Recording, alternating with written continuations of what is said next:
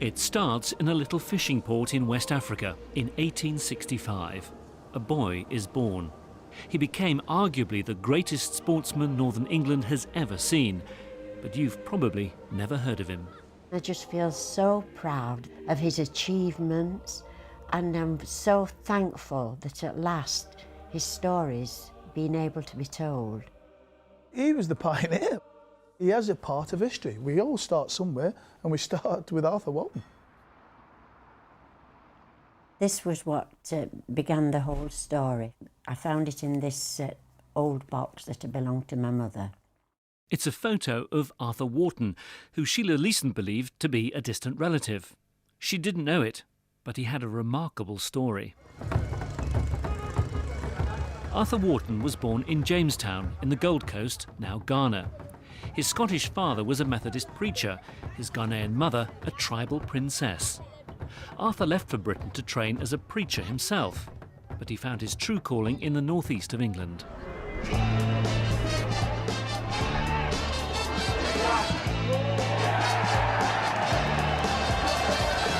Darlington is central to the story.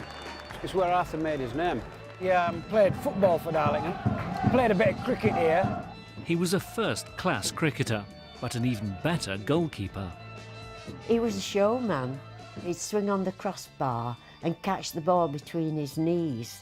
He played for Newcastle. I believe he made an appearance for Middlesbrough, Rotherham, Stalybridge Rovers. He was playing so well that Preston signed him, and Preston North End were the Man U of their day, or the Barcelona of their day. But that's just the tip of the iceberg. World's first black professional footballer, the world's first 100-yard record holder, British cycling champion, professional cricketer, and he played both codes of rugby. What a sportsman. If we looked at Arthur's sporting achievements in the context of today, it would be like Usain Bolt turning out for Man United on a Saturday. If Usain Bolt was doing that, we'd think him the greatest athlete that had ever lived. So why hasn't everyone heard of him?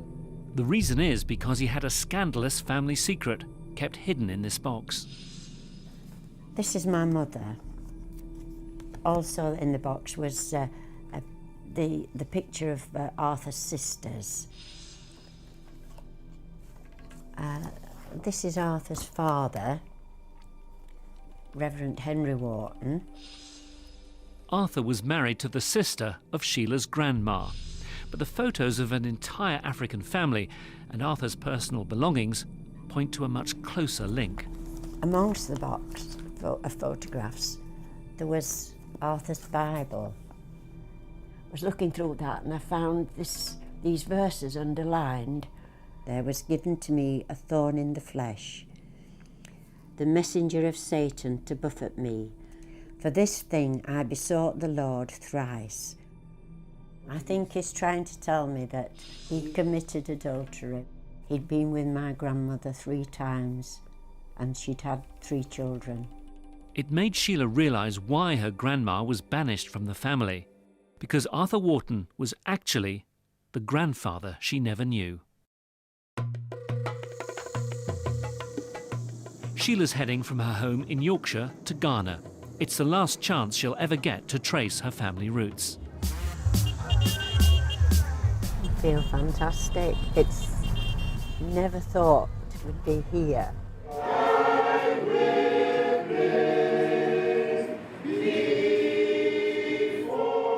It says Reverend Henry Wharton Memorial Methodist Church. This is where Arthur's father, Henry Wharton, preached. Arthur, I think, in his later life, forgot about his religion. Because of his illicit love affair, Arthur lost his family, and then his celebrity status. Arthur ended up as a miner at Edlington near Doncaster, living in poverty. He'd gone from being somebody up, well known and feted in the country, to practically being a nobody. And he was buried in an unknown grave. An undignified end for a champion whose life had started so promisingly.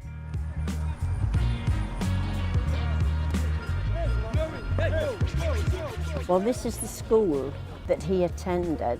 He was the first man to run 100 yards in 10 seconds. He was also the first black professional footballer in England, therefore in the world. But hardly any of the current pupils have heard of an illustrious former one. The discovery of Arthur Wharton as an old boy is just so overwhelming. We would like to emulate him, follow his footsteps, and it makes me feel proud of my school, proud of Ghana, proud of Africa, and definitely rejuvenates me. Sean Campbell's mission is to get recognition for Arthur Wharton too, first through a statue.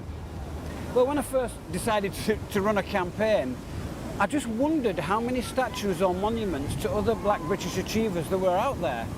And to be honest with you, it took me about 2.5 months to find one.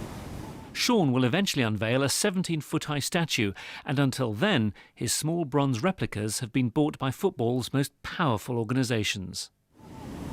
We have one at Wembley Stadium, the home of FIFA in Zurich, in the President's Lounge, and then when we go back to England at UEFA presentation, we can go through lists of footballers: Pelé, Johan Cruyff, David Beckham, George Best, Bobby Moore. The only footballer with a statue in the highest echelons of the world football is Arthur Wharton. The statue is only one part of it. The rest is about spreading the word.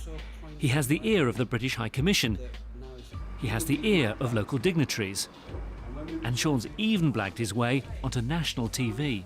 Ghana has perhaps the most iconic sportsman in the history of the world.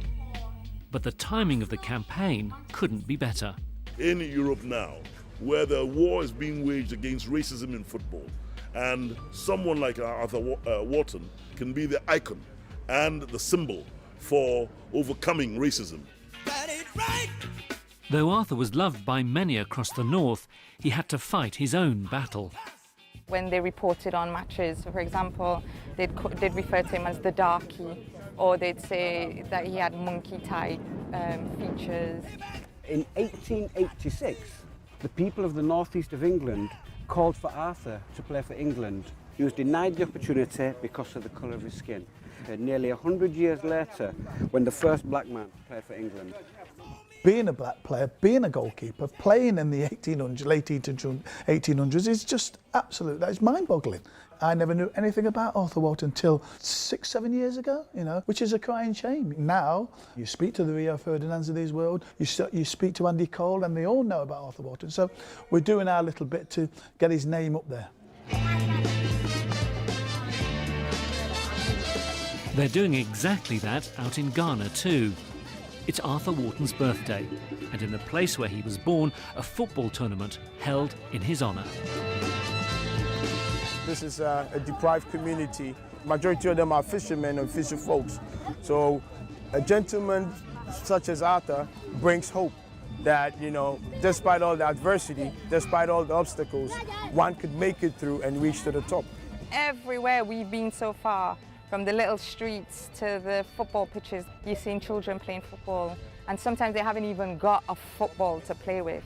Football is in their blood, and then to know that the world's first black footballer actually came from Ghana, so it kind of like makes them think, you know what, I knew it anyway. Arthur Wharton has finally come home, and in a sense, so has his granddaughter. Sheila has one last surprise. Local journalist Ernest Abike has been doing some digging into the African side of her family. What we have now is a lot from your great-grandmother's side. He's tracked down not just one or two relatives, but an entire family Sheila never knew she had. Ame. Here is your family assembled. My work is done. Thank you. I've realised as a child, I'd always said to my mother, have I got a grandfather?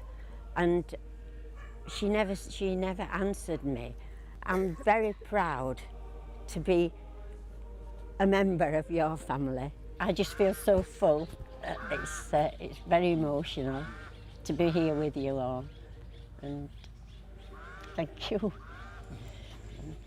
We are very happy because this is the first time I've heard of any white people tracing their black ancestors. She has come home to look for us. Football is known as a beautiful game, and it unites people.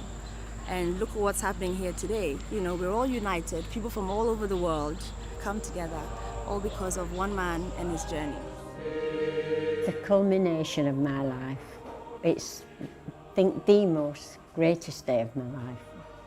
I just couldn't understand why they'd been hidden away all those years. I think my mum would say, I'm sorry I didn't tell you what was happening, but I'm pleased that you found them. She would probably be saying up there, well done, Sheila.